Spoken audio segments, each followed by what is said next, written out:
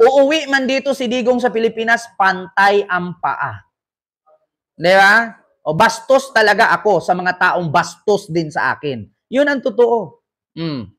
Ito lang masasabi ko sa inyo, kahit mag-people power kayo dyan at bigyan nyo ng rason si Pangulong Bongbong Marcos na magdeklara ng martial law, hindi nyo na mapauwi si Duterte dito sa Pilipinas. Kahit magtatambling-tambling tayo ngayon, kahit makipagpustahan kayo ngayon, kahit magpatayan kayo dyan sa kalye, kahit magwarla kayo dyan, kahit magbumbahan kayo dyan, kahit sugurin nyo ang Malacanang, hindi nyo na maipabalik si Duterte sa Pilipinas. Sa tingin ninyo, pag natanggal ninyo si Marcos sa Malacanang, sa tingin ninyo, pag napalayas ang Marcos family sa Malacanang, makakabalik si Duterte? Wala pa rin jurisdiction ang Pilipinas na pabalikin si Duterte sa Pilipinas. Bakit? Batas ng Netherlands ang masusunod, hindi batas ninyong mga DDS. Uulitin ko ha, wag maging tanga. Kahit magsirko balintong kayo dyan, kahit magtatambling-tambling kayo dyan, kahit palumuhod ka mula sa bahay ninyo papunta sa Quiapo, mapudpod ang tuhod mo, kahit maubos ang boses mo, kahit mapanot ka, makalbo ka, mabulag ka, mabungi ka, hindi na mapauwi si Duterte sa Pilipinas. So anong ginagawa ninyong pagrarally? Sa tingin ninyo, magrarally kayo, guluhin ninyo ang Pilipinas, may rason pa na magdeklara ng martial law si Marcos. Pag nagdeklara ng martial law si Marcos, hindi nyo na magawang mag-rally pa. Bakit? Ang sasalubong sa inyo, batuta, armas, tear gas, or water cannon. Yan ang sasalubong sa inyo. Kahit magsirko balintong kayo, hindi nyo na mabalik si Digong. Si Sara Duterte nga, hindi niya kayang ibalik ang ama niya. Kayo pa kaya? Walang saysay. Anong kapangyarihan ng rally ninyo para mapabalik si Digong sa Pilipinas? Walang ganun. Sadyang bobo lang talaga kayo mga DDS. Yan ang katotohanan. Tanggapin nyo na. Kahit magtatambling-tambling kayo, kahit mag-finger kayo, gamit ninyo dildo na gumagalaw, na merong battery at remote, hindi na makauwi si Digong. Kahit mag-bonfire kayo sa gitna ng Mindiola, kahit magpatayo kayo ng mansyon sa gitna ng kalsada, kahit girahin nyo ang Malacanang, pulbusin nyo ang Malacanang, hindi na maibalik si Digong sa Pilipinas. Uulitin ko, mamatay na lang kayo sa pinaglalaban ninyo si Digong, uuwi sa Pilipinas, straight ang paa. Yun ang totoo. Hindi nyo pa ba naintindihan? Mamatay na lang kayo sa kakasigaw ninyo, puputok ang ugat sa litig ninyo, mauuhaw kayo, matutuyo ang bunganga ninyo, maubusan kayong gas sa kakarali ninyo, straight ang paa ni Digong nang uuwi sa Pilipinas. Ibig sabihin nun, patay lang siya, makakauwi. Hanggat buhay si Digong humihinga at magdrama na I am Rodrigo Roa Duterte, hanggat kaya niyang magdrama, hindi siya makauwi sa Pilipinas. Tandaan niyo yan. From me. I chose to be silent not because of cowardice, but because when I speak, I know that I will move mountains.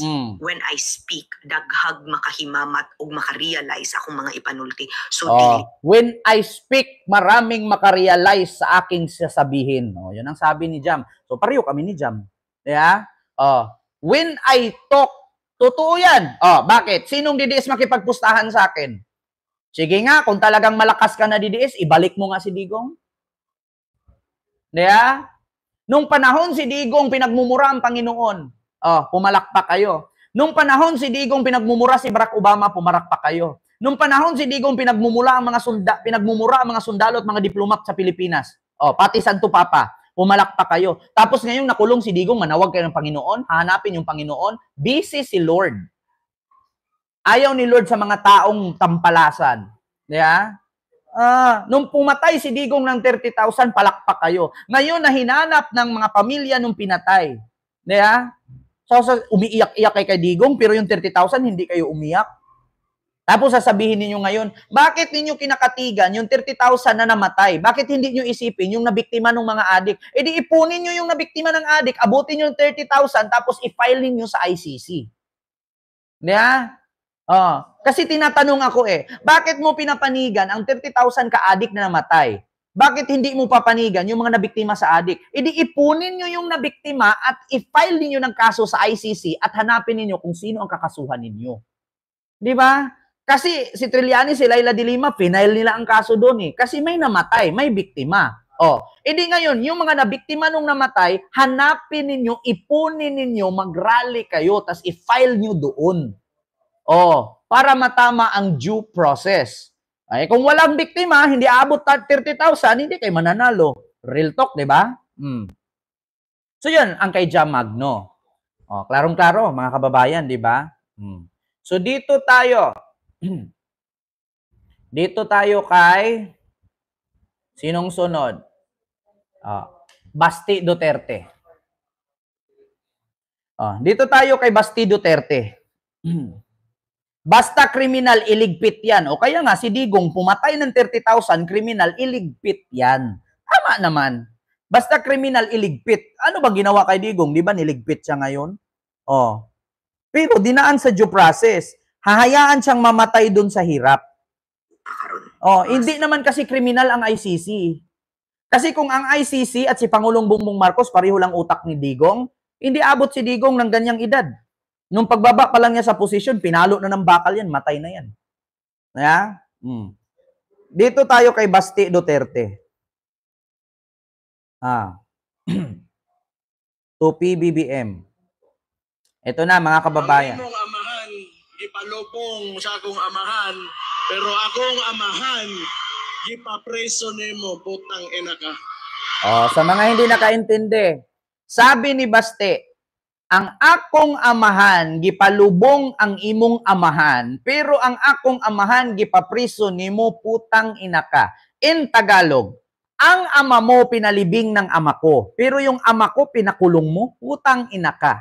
Eto gusto ko lang i-explain. Gusto ko lang i-explain, mga kababayan. Ganito yan. Ganito yan, mga kababayan. Hindi po utang na loob ang tawag doon sa pagpapalibing ni dating Pangulong Duterte sa dating Pangulong Marcos Sr. Bakit?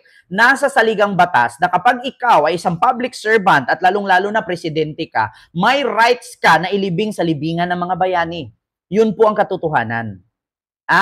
May rights ka na ilibing sa libingan ng mga bayani. Hindi po utang na loob yun. Bakit? Kung utang na loob na pala ang pagpapalibing ni Duterte kay Marcos Sr. sa libingan ng bayani, so utang na loob din pala ang pagtulong ng mga Marcos kay Duterte noong 2016 na wala siyang pera. Kung utang na loob lang din pala ang hanapan dito, hanapin din natin. Tumakbo si Digong, wala akong mayor, wala akong congressman, wala akong barangay chairman. Si Aimee lang ang tumulong sa akin, pinautang ako ng 10 million, hindi ko alam kung saan niya galing, inutang lang din daw niya. Si Aimee Marcos lang ang tumulong sa akin kasi wala akong pera, wala akong mayor, wala akong congressman, wala akong senador, wala akong barangay chairman. Si Aimee lang ang tumulong sa akin. Kung utang na loob pala ang pagpapalibing ni Digong kay Marcos Sr. sa libingan ng mga bayani, so utang na loob din ba ang paggastos ng mga Marcos kay Digong noong panahong 2016 tumakbo siyang presidente? Di ba? Kung utang na loob lang din pala, tandaan ninyo, gamit na gamit ni Digong si Marcos Sr. noong 2016 election. Anong sabi ni Digong? Ang pinakamagaling na presidente si Marcos Sr. Sabay halik sa flag.